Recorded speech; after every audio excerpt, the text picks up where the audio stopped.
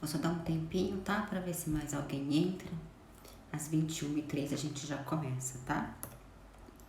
Pretendo ser breve também,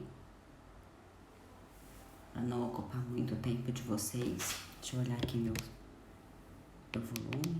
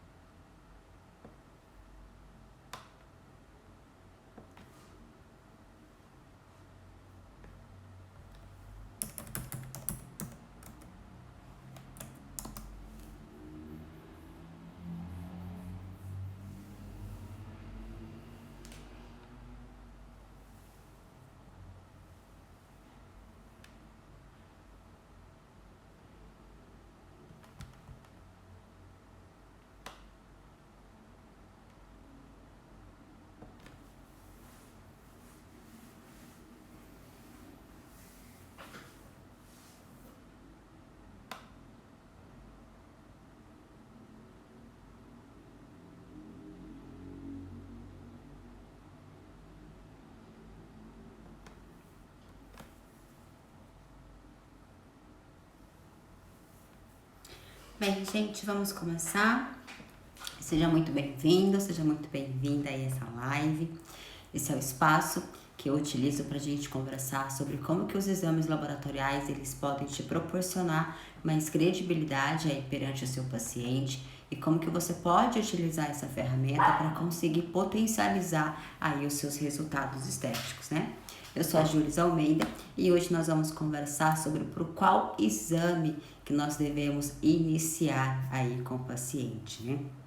Eu já fiz semana passada uma live sobre os exames que eu chamo de bom, bonito e barato, que são os exames legais de nós pensarmos em utilizar eles com frequência, mas hoje eu quis trazer um pensamento um pouco diferente em relação assim, a tentar associar isso com a realidade do seu paciente, de acordo com o financeiro desse paciente também. Então a questão é o seguinte, né? Por onde que nós vamos começar? Qual que é o exame que a gente vai solicitar? Fora aqueles bom, bonito e baratos que nós já conversamos em outras lives, nós precisamos de pensar qual que é o objetivo desse paciente, o que ele almeja, por que ele foi te procurar, qual que é o procedimento estético que você vai realizar naquele paciente. De acordo com o tipo de procedimento que você tem em mente para realizar, são os exames que você necessita solicitar. Então, não há necessidade de você pensar em solicitar todos os exames do paciente. Vamos direcionar isso. Então, hoje eu quero conversar um pouquinho com vocês, brevemente, tá? Prometo não me estender muito, para que a gente consiga aí abrir um pouco a mente em relação aos exames laboratoriais.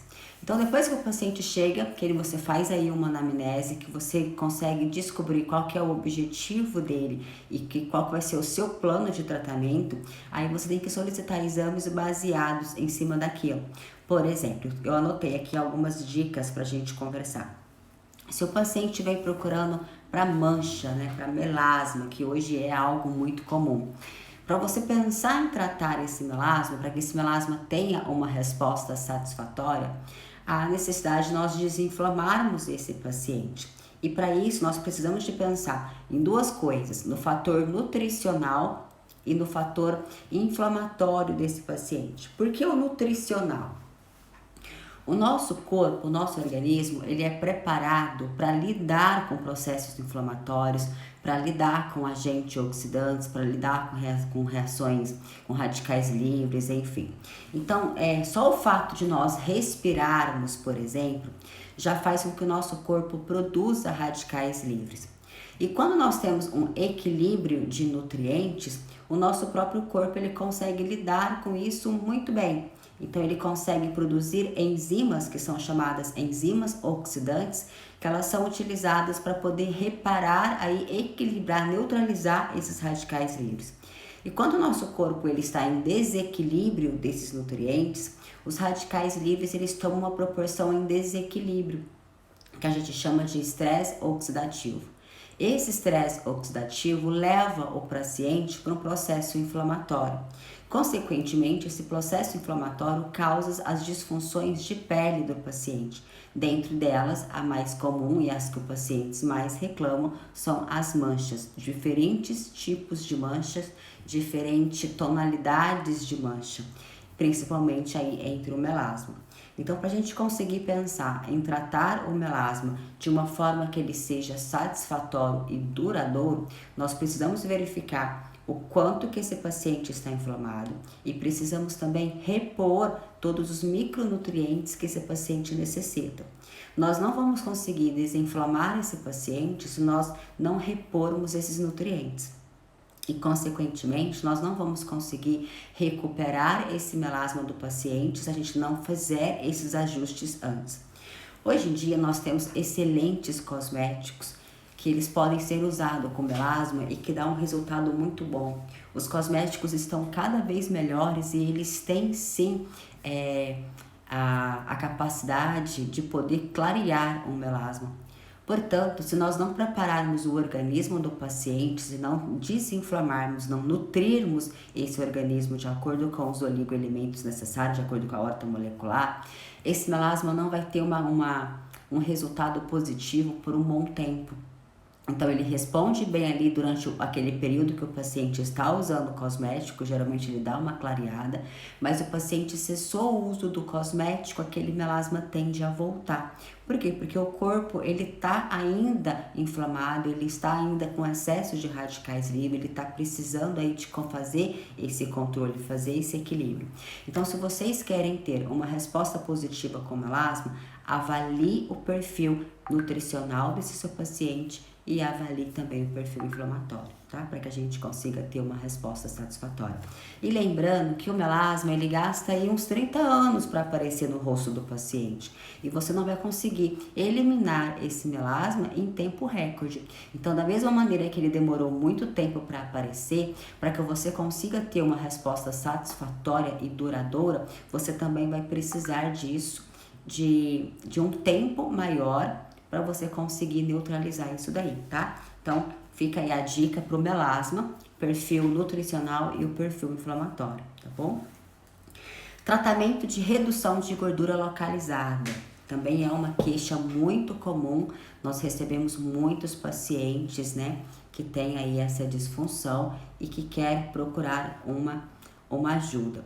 O que a gente tem que pensar de primeiro momento é desconfiar se esse paciente tem ou não uma resistência à insulina.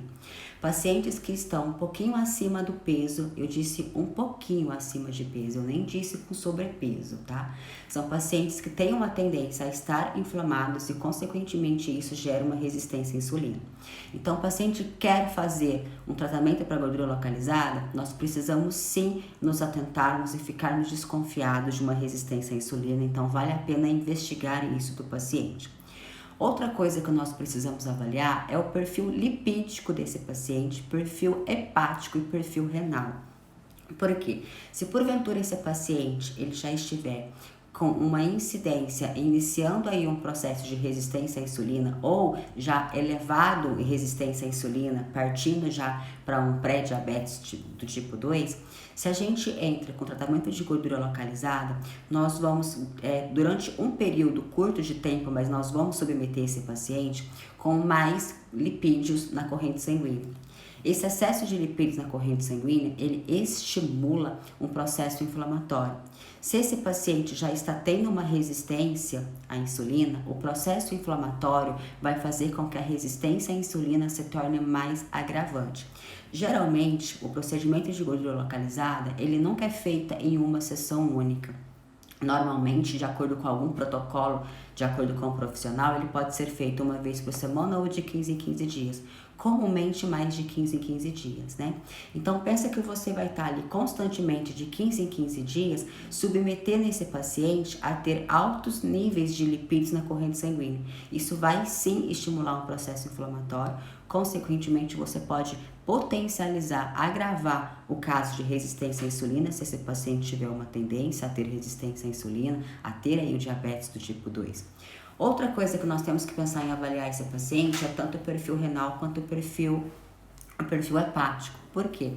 Quando a gente utiliza reações químicas no paciente, tudo é metabolizado no fígado. Todos os fármacos que você utiliza, todos esses resíduos corporais que esse processo de lise, de apoptose, de necrose celular que a gente provocou no paciente, é levado isso aí, grande parte, para o fígado metabolizar isso, e através desses metabólicos ele vai ser encaminhado partes para a bile e consequentemente ser eliminado nas fezes, ou outra parte vai ser encaminhada para os rins poder fazer a eliminação. Então, independente se a via de eliminação vai ser pela bile ou se vai ser pelos rins, ele precisa de passar pelo fígado e, consequentemente, para os órgãos adjacentes. Se esses dois órgãos do paciente não estiverem funcionando adequadamente, nós vamos sobrecarregar isso. Quando a gente sobrecarrega, principalmente um fígado, em relação aos seus trabalhos, uma das coisas que reflete é a pele.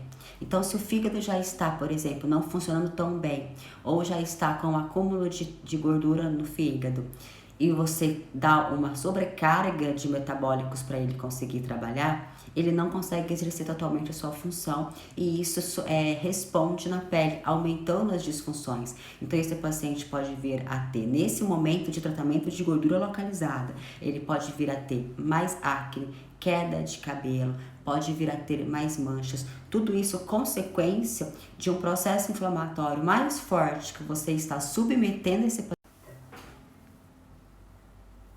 Gente, cortou, né? Pausou aqui por causa da internet. Então, vamos lá, recapitulando, né? Se esse paciente de gordura localizada que você pegou para tratar, ele não está preparado para poder eliminar esses metabólicos que você vai estimular para esse paciente, ele vai responder em tendo disfunções de pele. E vocês podem observar que se vocês rastrearem aí na memória de vocês, certamente vocês já pegaram um ou outro paciente que vocês entraram com procedimento, com protocolo para redução de gordura localizada, e esse paciente teve um momento de disfunção de pele muito mais agressivo. E isso se dá por quê? Porque aquele organismo ele não estava preparado para aquela reação naquele momento. Então, você precisaria, no caso, de organizar, de reestruturar aquele organismo, de desinflamar, de controlar e talvez os níveis de glicose desse paciente, para depois você entrar com esse procedimento. Isso é o mais simples. Quando o paciente responde tendo aí uma disfunção de pele naquele momento, isso é o melhor que ele pode ter. Pior seria se seu paciente já tivesse, por exemplo, num estágio mais avançado de circulação, problemas cardiovascular, onde ele está tão inflamado a tal ponto de qualquer tipo de lesões na corrente sanguínea, nos vasos sanguíneos, faz aquele acúmulo de placas, e você submete esse paciente a um tratamento de gordura localizada, ele vai estar tão mais inflamado naquele momento que ele tem uma chance maior de produzir placas de ateroma. Ou seja, se essas placas se soltam, elas viram pequenos obstáculos, pequenos nódulos, né, que descaem aí na corrente sanguínea, e elas podem provocar aí um aneurisma ou um derrame em qualquer parte do corpo, né?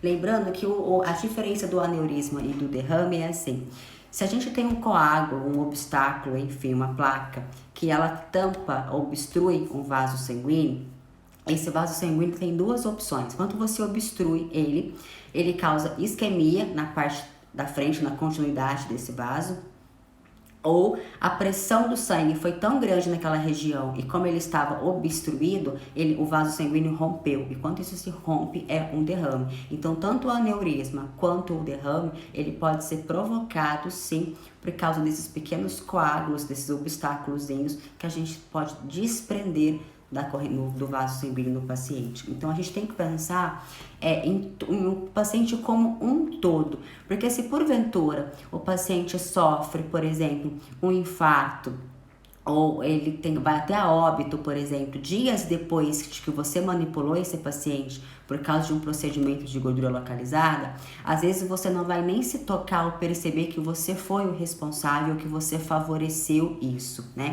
E isso é comum de acontecer, é provável que aconteça, e então a gente pode evitar. Uma vez que nós sabemos que isso pode acontecer, cabe a nós a utilizarmos os exames laboratoriais e favorecer com que a gente evite essas intercorrências, tá? Então, outro procedimento que eu anotei aqui pra gente conversar é em relação ao botox, preenchimento, bioestimuladores, que são procedimentos que a gente faz muito em clínica de estética. São procedimentos que a gente pode cobrar um pouco mais, então a gente gosta muito de oferecer isso para o paciente. Portanto, para que todos esses procedimentos invasivos eles tenham uma durabilidade maior, esse paciente ele precisa de estar nutrido adequadamente. Se o paciente tiver com carências nutricionais, o estímulo de colágeno não vai ser eficiente. Se você fizer um preenchimento com ácido hialurônico, o corpo está tão desnutrido, está tão desidratado, está tão carente que ele vai consumir, degradar aquele ácido hialurônico mais rápido. O bioestimulador que você utiliza, ele não vai conseguir dar o estímulo que você gostaria que ele desse. Então, ele pode sim ter uma resposta. Com certeza vai ter uma resposta, mas não vai ter aquela resposta tão satisfatória se você tivesse preparado esse organismo antes para receber esse bioestimulador que você quiser. O botox, a queixa mais comum que as pessoas relatam no botox é que o paciente pode estar com deficiência de zinco, né? Mas o problema nem é a deficiência de zinco, o problema é a proteína que transporta esse zinco. Porque o paciente ele pode ter zinco, ele pode estar suplementando de zinco, mas ele pode não estar com o receptor, a proteína que carrega esse zinco de forma viável. E se não tiver, você vai fazer o botox do paciente e o botox não vai ter durabilidade. Botox já dura pouco na situação normal. O botox hoje ele tem durado aí entre 3, 4 meses a 6, né? Dificilmente nós temos pego um botox com uma durabilidade maior que 4 meses. Portanto, se o paciente ainda tiver carente nutricional, essa toxina botulínica vai durar ainda menos tempo. Então, às vezes, se você está aí aplicando botox e o paciente não está tendo aquele efeito, falta de suplementar os minerais, as vitaminas essenciais para esse paciente, tá? E não pensem, gente, que um botox que dure menos é bom, porque eu às vezes converso com alguns alunos, algumas pessoas e falo assim, mas se o botox não durar tanto tempo é até bom porque o paciente retorna para fazer novamente. Não é bem assim. Se você fizer uma toxina botulínica no seu paciente e oferecer a ele recursos para que essa toxina dure mais tempo, esse paciente vai ficar tão satisfeito com o resultado e vai se sentir tão grato que ele vai acabar te indicando outros pacientes. Então, você acaba ganhando credibilidade com o seu paciente, tá? Então, nós temos que pensar em oferecer sempre para o nosso paciente o melhor em relação ao resultado e à durabilidade também, tá? Queda de cabelo. Tem muitos protocolos maravilhosos com queda de cabelo, mas se nós não avaliarmos o perfil nutricional desse paciente e esse paciente estiver com carência de algumas vitaminas essenciais, você pode utilizar o teu melhor protocolo, que você não vai conseguir ter uma durabilidade, não vai conseguir reparar essa queda de cabelo. Eu vejo muitas pessoas tirando foto de queda, de tratamento de queda de cabelo e colocando na internet. E aí o que eu observo? Raspa a cabeça do paciente, quanto é homem, né? Aí tira foto. Aí o cabelo cresce, tira outra foto, dando-se a entender que o cabelo tá com maior cabelo, né? Maior em comprimento, como se tivesse estimulado o crescimento de cabelo, né? Novos fios de cabelo. E na verdade não é bem isso, na verdade o cabelo só cresceu. Então a foto ficou parecendo que deu mais volume. E isso tende muito nas redes sociais. Então a intenção não é que vocês enganem o paciente dessa forma, a intenção é que vocês suplementem esse paciente, entre com a conduta terapêutica que você domina em relação a capilar e através disso você consiga dar um estímulo de crescimento de novos fios de cabelo para esse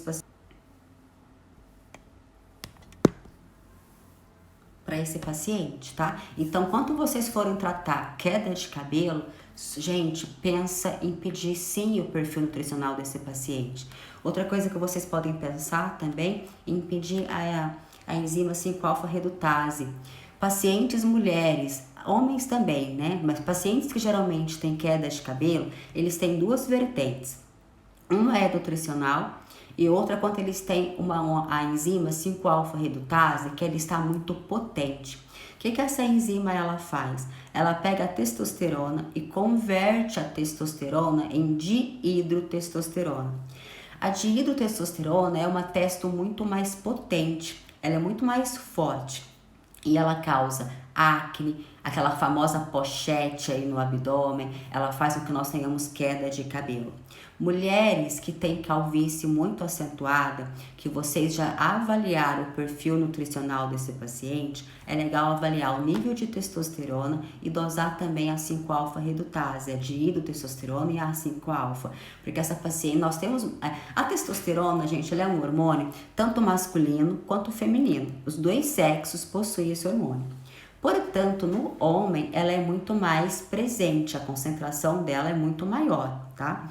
Mas temos algumas mulheres que elas possuem uma concentração mais elevada de testosterona, que são mulheres que geralmente apresentam o tronco mais largo, a voz um pouco mais grossa, o rosto mais braquifacial, porque o masseter ele é bem mais desenvolvido. São pessoas que têm uma tendência maior a ter quantidade de pelo, acne, né? Então, quando vocês verificarem mulheres que têm essa característica, verifica como que está o cabelo dela, porque ela pode ter, devido a esse aumento de testosterona que ela tem, ela pode estimular a 5-alfa-redutase a trabalhar mais e, consequentemente, converte essa testo em dihidrotestosterona. E se isso acontece, o paciente vai ter queda de cabelo.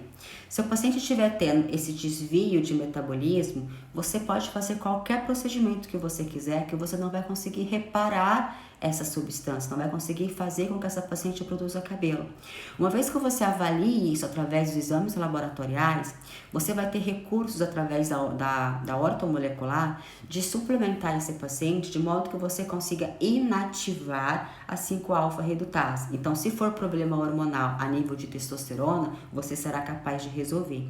E se porventura essa paciente estiver com falta de vitaminas e minerais que são necessários para que o ciclo capilar aconteça de uma forma eficaz, os exames laboratoriais, eles também vão te mostrar isso e você vai ter recursos para suplementar. Então, tudo isso, gente, vem para agregar, para nos ajudar, tá? Então, os exames laboratoriais, eles podem sim fazer a diferença dentro da clínica de estética de vocês.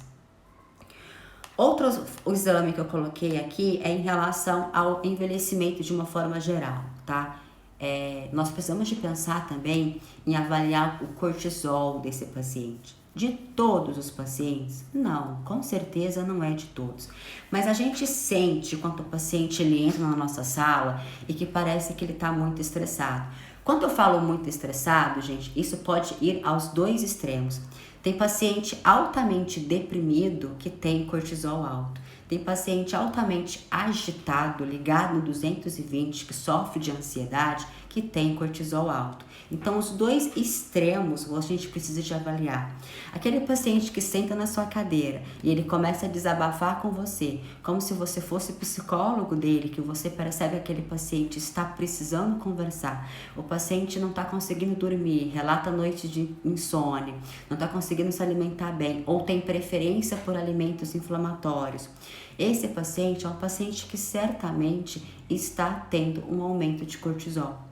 E aí, se você não conseguir controlar esse nível de cortisol desse paciente, qualquer procedimento que você fizer nesse paciente, você pode até agravar, hipercorrigir. Por exemplo, se o paciente vem com uma mancha e o cortisol está aumentado, esse paciente está muito inflamado e o cortisol ainda está alto. Se você mexe nessa mancha sem você controlar o cortisol dele, você pode potencializar essa mancha. Você pode fazer com que esse paciente tenha também uma tendência maior a acne. Pacientes que estão inflamados ou que têm o cortisol aumentado, dependendo do tipo de tom de pele desse paciente, do tipo de melanina que ele produz, você pode causar uma mancha inflamatória devido àquelas agressões de acne, pelo encravado. Então, tudo isso pode piorar. Então, antes de vocês correr o risco de fazer alguns procedimentos que não tenham a resposta que vocês gostariam e ainda piorar o paciente, é válido que vocês sugerem, que vocês pensem em alguns exames para solicitar desse paciente.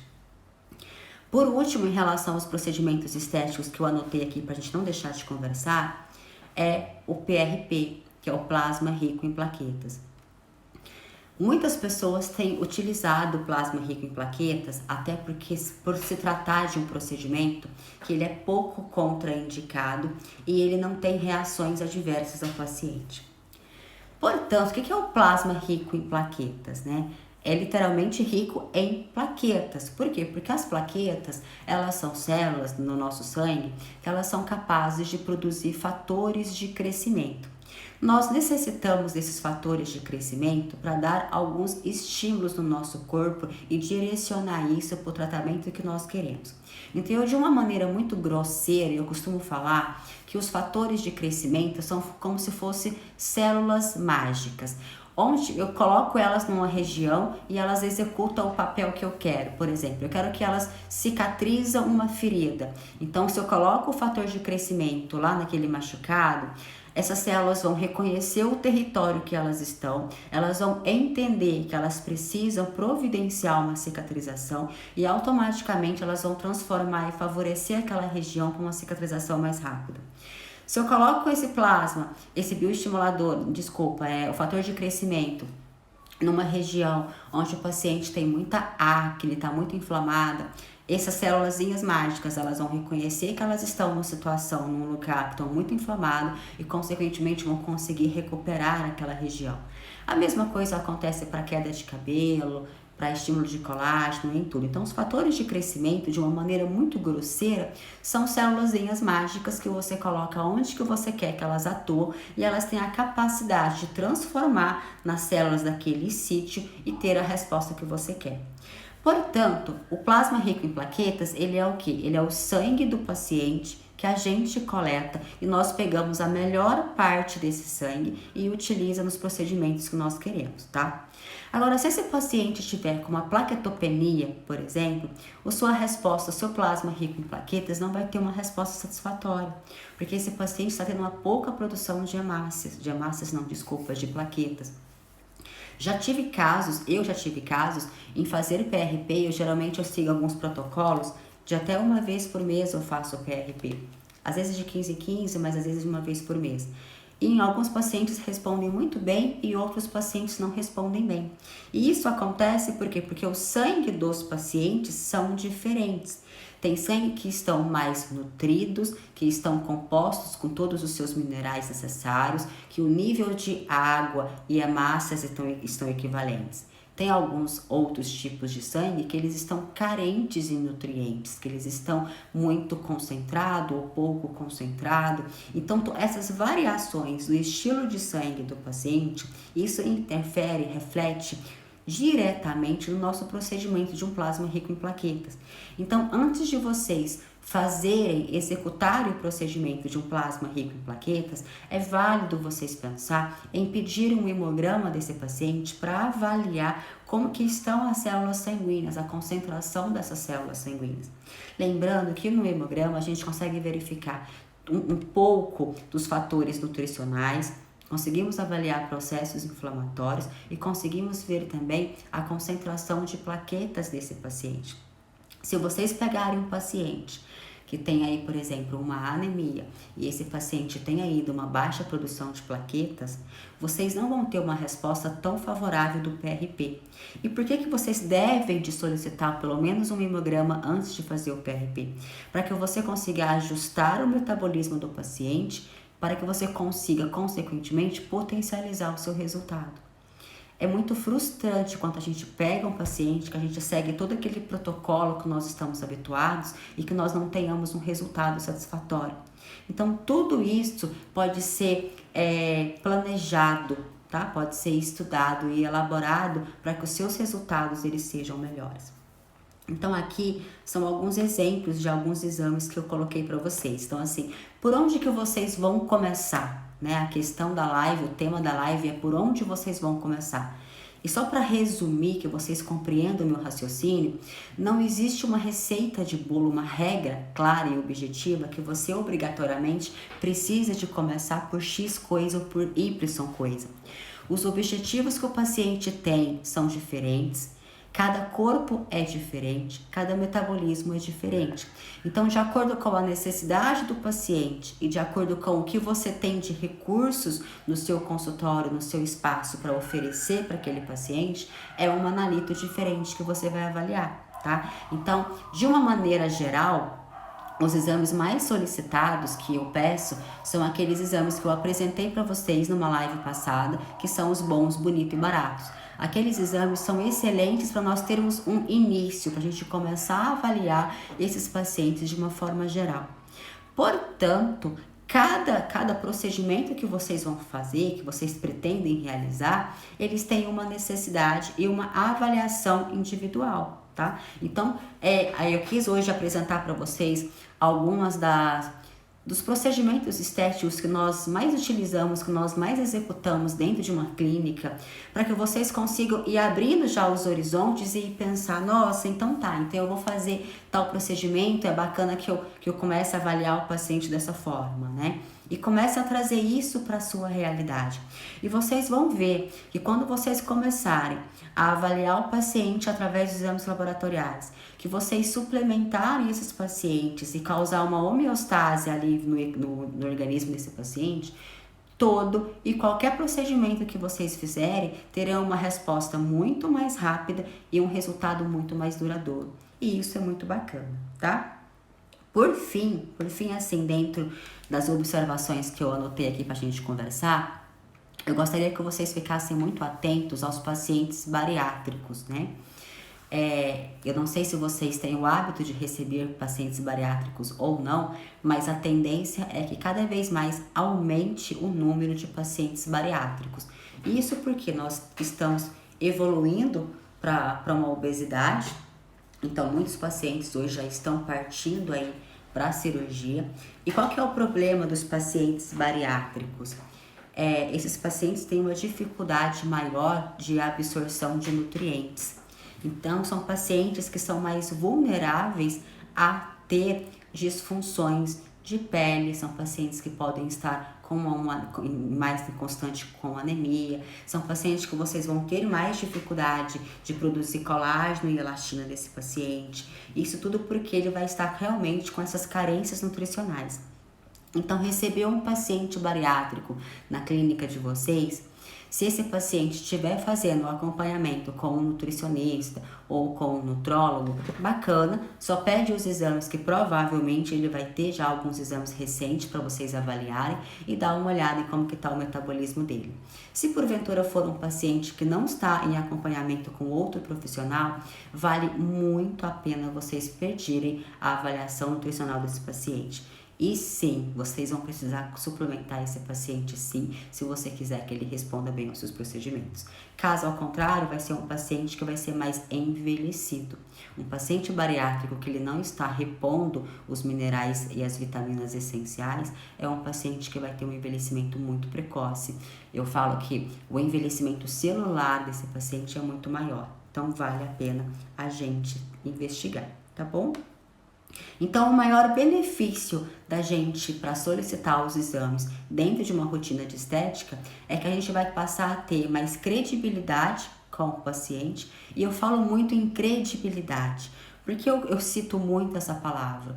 Porque quando o paciente ele entende que você domina aquele assunto, que você consegue explicar aquilo de uma forma que ele consiga compreender, de uma forma muito clara, o paciente passa a te enxergar como autoridade. E quando o paciente te enxerga como autoridade, você passa a ser uma credibilidade para ele, você passa mais respeito para esse paciente. E os exames laboratoriais, eles podem te proporcionar, sim, credibilidade, desde que você domine esse assunto e que você compreenda como que você pode utilizar isso dentro da clínica de estética. E aí, por fim, potencializar os resultados, né? Então, a gente pode sim utilizar, pode e deve utilizar os exames laboratoriais para que a gente consiga otimizar e potencializar os resultados. Qual que é o melhor momento de solicitar os exames? Eu sempre gosto de pedir antes de iniciar o procedimento, tá? Para que eu já consiga fazer todos os ajustes ali metabólicos necessários. E aí, quando eu já estou suplementando esse paciente, quando houve a necessidade de complementar com a suplementação, é válido também reavaliar esse exame a cada 2, 3 meses, para a gente ver se as doses que a gente está utilizando naquele paciente, se são doses que estão sendo eficazes e se estão fazendo efeito, tá? Então, qual que é o tempo que eu devo de reavaliar esse paciente com exames? Se você está suplementando, Aí você vai utilizar aí um pouco do bom senso para verificar quando que você acha que é melhor você pedir esses exames para ver se sua conduta está sendo satisfatória. Uma vez que você já fechou o protocolo, que você já fechou o tratamento, que você já reequilibrou esse paciente, eu acho válido a gente pensar em reavaliar novamente, pelo menos uma vez por ano, para a gente conseguir fazer um check-up e manter esse paciente em equilíbrio, tá? Se você reparou o problema que o paciente tinha e você suplementar esse paciente adequadamente, uma vez por ano, pedir exames laboratoriais é o satisfatório, é o suficiente, não há necessidade mais do que isso. A não ser que surja aí uma outra disfunção, um novo problema, alguma outra coisa que você queira avaliar. Aí, claro que no meio do caminho, né? Porque uma coisa, gente, é a teoria, outra coisa é o campo de batalha. Quando você utiliza os exames laboratoriais para sua rotina no seu campo de batalha, as coisas mudam um pouco de forma. Então, você vai adequar isso de acordo com a sua necessidade. Tá bom? Enfim, era isso que eu queria apresentar para vocês, trazer aí sobre algumas disfunções estéticas. Vocês têm alguma dúvida? Querem me fazer alguma pergunta? Algo não ficou claro?